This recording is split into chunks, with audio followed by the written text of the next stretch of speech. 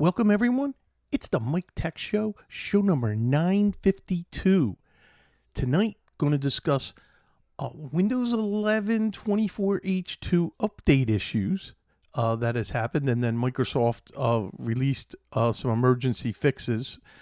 A Dell BIOS update alert. And I want to bring this up because hopefully it supposedly addresses the Intel CPU problem. I'm going to talk about updating your security practices on securing your financial information. Had to help a client this week who was severely under attack from his financial institutions. A bad actor. And then some email GoDaddy 365 migration that I want to cover, and I have a great link for that. And then a device that I had to use this week for helping someone retrieve data from some really old IDE drives. So let's get started. And the first thing we're going to do is don't forget to check out Instant House Call. This is your incredible deal offer, still available. Instant House Call for 1 year, $7. This is your best remote access, full featured remote support. The features are incredible. The one that I love and I always talk about is when I'm connecting into a client with multiple monitors, I get a separate window for each screen, and I can place them around on my screens, and it's so much easier to switch back and forth. It's so easy. It's easy to quickly connect with someone. You just have them enter your specialist ID after they just have a quick download, and you can connect. All of this for a year for $7, which is normally $468. Just go to MikeTechShow.com and click on the orange link to learn everything you want to know, including ordering Instant House Call. The first topic is from Bleeping Computer, and I seen this and I'm like, ooh, okay. What I want to do is let everybody know there's an emergency update fix, and it's it fixes an easy anti-cheat blue screen of death issue. That's right, a blue screen of death issue. And let's take a look at this. Microsoft has released an emergency update for Windows 11 24H2 to address an incompatibility issue triggering restarts with blue screens of death errors on systems with easy anti-cheat. The out-of-band update, it's KB5063060, and it's a revised version of the Windows 11 KB5060842 cumulative update that was released during this month's Patch Tuesday, which was this week. And after many customers reported experiencing system reboots and the IRQL blue screen of death to the NT kernel exe, the Microsoft rolled out an emergency patch to fix this.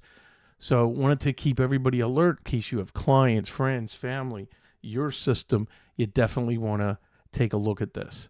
So give it a good read. That is on Bleeping Computer News, and link will be in the show notes. I want to go over the Dell advisory. This is important because anybody who has a Dell 13th or 14th generation Intel processor, and even if it's not a Dell, You go to your manufacturer and see if there's a BIOS update. So this is a customer advisory regarding the Intel CPU instability. Certain Dell Alienware desktop systems built with a 13th or 14th generation Intel processor, and you know we've been talking about this for months, may encounter instability systems. Dell Technologies is recommending an immediate upgrade to the latest BIOS to maintain optimal system performance and to avoid experiencing the issues. So, although you may not have encountered the issue described in this advisory, Dell strongly recommends that you perform the suggested upgrade. I strongly recommend it if you are involved in this. And if it's a Dell and you have one of those 13th or 14th gen processors, what you do is you go to the dell.com/support, enter your tag number, then click on Drivers and Downloads tab. Under the category, select BIOS. Locate the latest system BIOS update, and it should have been published May 2nd or later. Click Download and save the file on your computer. Then just browse to where it was downloaded, to that location, to where you saved it. Double click the BIOS setup and just follow the on-screen instructions. It is very easy. If you have a Dell system, you have a client with a Dell system, and I strongly recommend, because we're running into this where we have multiple tickets still being worked on by Dell with this very issue. So let's see if this, keep our fingers crossed, and let's hope that this fixes the issue, because this was terrible, and this is what's been killing Intel. And it was really the gamers who discovered this over a year ago, where there were lots of problems with those two generations of CPUs. Now, the newer Intel processors don't have this problem, but if you fall into that, and I have systems that fall into that, I have a laptop that I haven't used it much, the laptop I use for client work, and I'm not doing anything powerful enough to notice any kind of a slowdown or any kind of an issue. So it hasn't affected me as much. So I'm going to still check and apply that update. And, let's keep our fingers crossed, and let's hope that it is fixed. I want to read an email by Israel, a listener, and he remembered me talking about the article I posted about migrating GoDaddy Microsoft 365 from their tenant to a native GoDaddy tenant. A native Microsoft tenant. And he says, check out the link below on how to do it without jumping through all of the GoDaddy hoops. We have done this numerous migrations from GoDaddy using this guide, and it worked flawlessly. So this link will be in the show notes for tonight's show. And here, customers can purchase a Microsoft 365 subscription direct from GoDaddy, along with their primary domain. When this occurs, GoDaddy, and I love this word, federates the domain and tenant, making it unable to transfer under the CSP program or direct to Microsoft. Moving and defederating this account has been a major pain point and area of confusion, which this blog post addresses. And in this guide, if you follow it, which is, I'm going to be going through this for a friend's client, someone that I'm partnering with, another MSP, where we're doing some work for each other, and it will go over defederate the tenant without migrating, never have to call GoDaddy, keep user accounts versus deleting them, and have no downtime.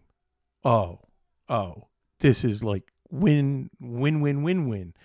Prepare your end users, become a tenant admin in GoDaddy, remove federation with GoDaddy, reset users' passwords, add a CSP provider, or move direct to Microsoft. That's just, who the reseller is going to be of Microsoft, and you can just buy it direct at that point.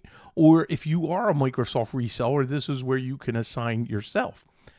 Provision licensing into the account, remove GoDaddy as a delegated admin, and cancel the GoDaddy subscription. And this goes all over each of the whole process. And Israel, thank you so much for this. I really appreciate it. This is perfect. And anybody out there who's going through this, who may go through this is a keeper link that will save you a lot of aggravation. So thank you for that. I really, really appreciate it.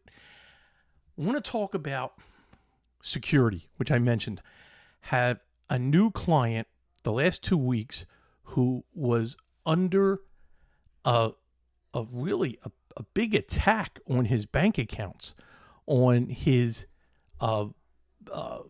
main banking system where they were requesting wire transfers. Another one where they got through and used it migrated his points that he had earned. Now, he didn't lose anything, thank God, but we went over some basic principles and practices that you have to have. So, one, make sure you have multi-factor authentication turned on for every single financial institution or anything that you use. Wherever you're purchasing, make sure you have the two-factor authentication, your cell phone, and put it in. Is it perfect? No. Nothing's perfect. There's no such thing.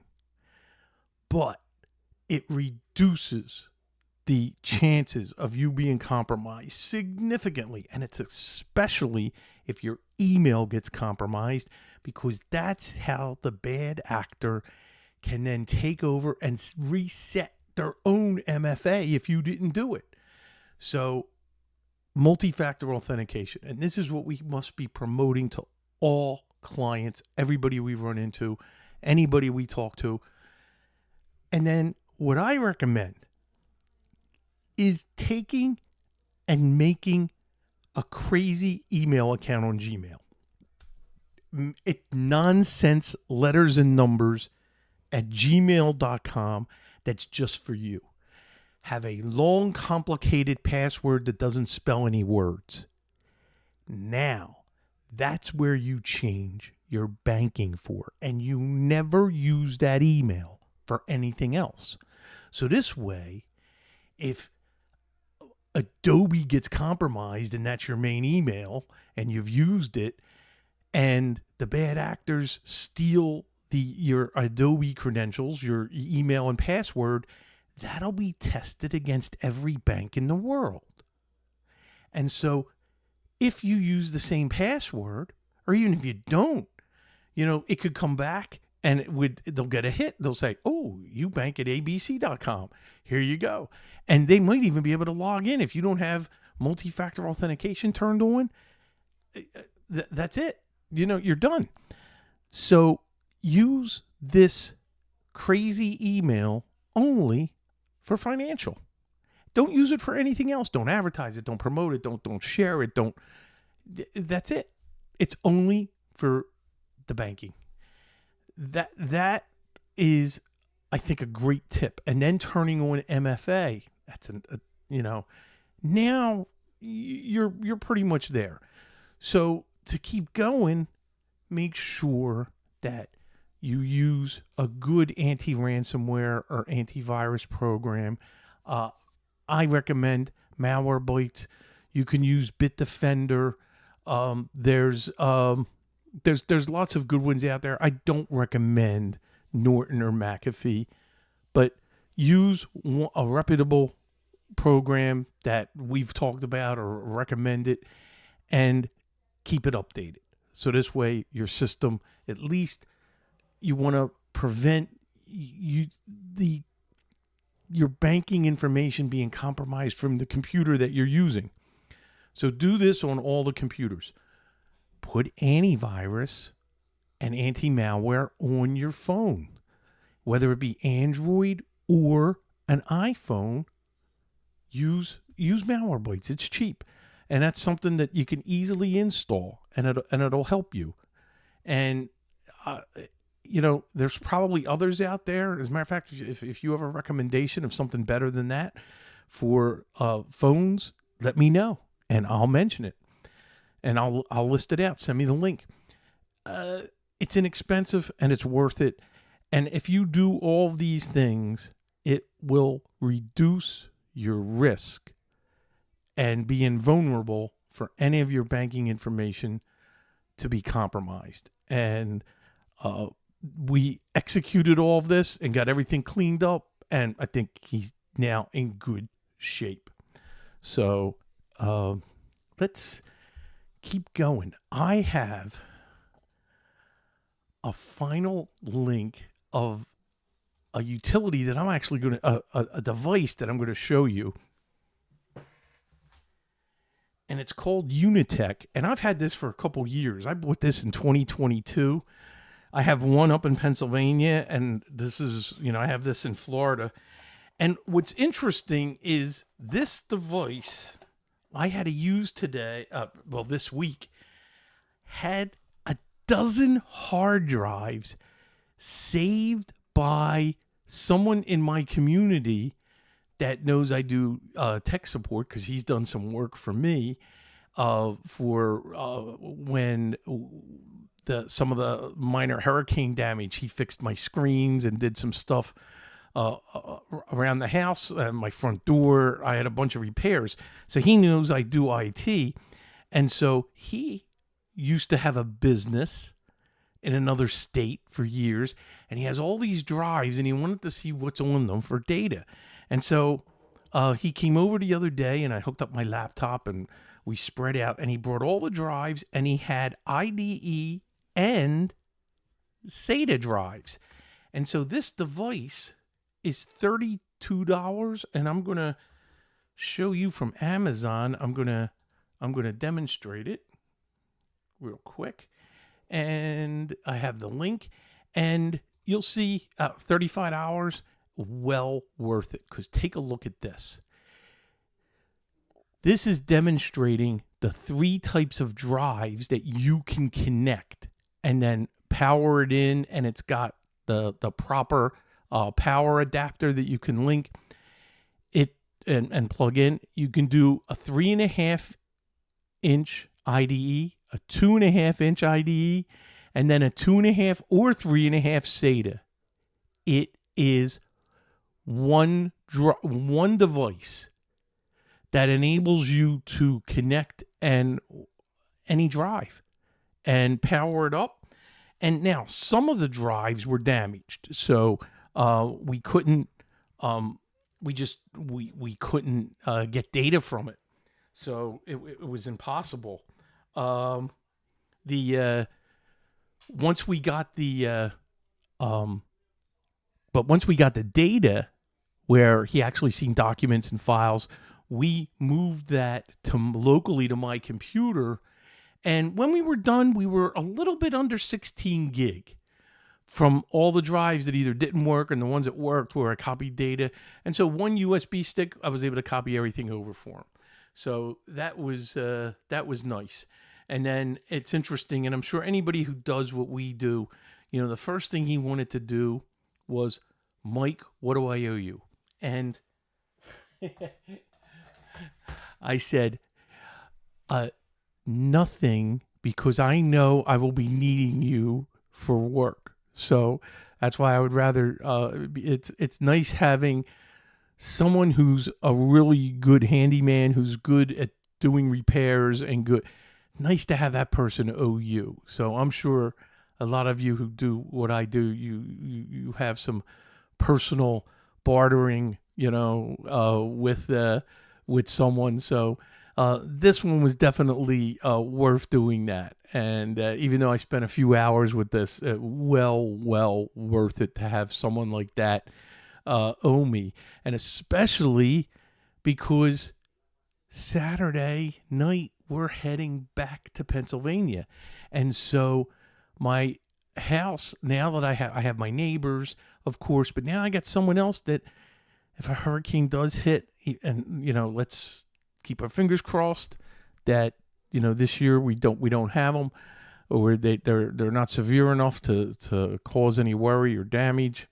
Well, I have someone that can take a look at the house and come over and check things out. So it's nice to have that in my pocket. So let's now couple things. Don't forget to email me, MikeTechShow@gmail.com. The next show will be from Pennsylvania, and it's been a while. So looking forward to getting back. I already got client work lined up. Yesterday, I know last week I promised, and I will on a future show, hopefully over the summer, I'll get my grandson and we'll talk robotics. But they had a long day at the beach today, and we're wore out and everything. And I didn't want to put Mikey through that. So that's why I came up with. I said, let me take a look. What other topics I got? So I was able to come up with a bunch of topics. Let's see. One thing, and I'm going to address this in the post show. I don't normally talk about things like this in the show, and I certainly can't play the music because of the rights. But we lost a genius musical person in Brian Wilson. The guy is a musical genius. I love his music. Incredible. And I wanted to recommend to seek out a movie called Love and Mercy that came out in 2014 about Brian Wilson, and it is well worth it, and I believe it's free on Amazon Prime if you have it. So I wanted to mention that in the show. So if you're listening and you want to see a great story about Brian Wilson, and lots of good acting in it, and check it out. And it closes with Brian singing that title track, Love and Mercy. And that's it. Everybody have a great week, and I will see you next week. Same time, same channel. Bye-bye, everybody.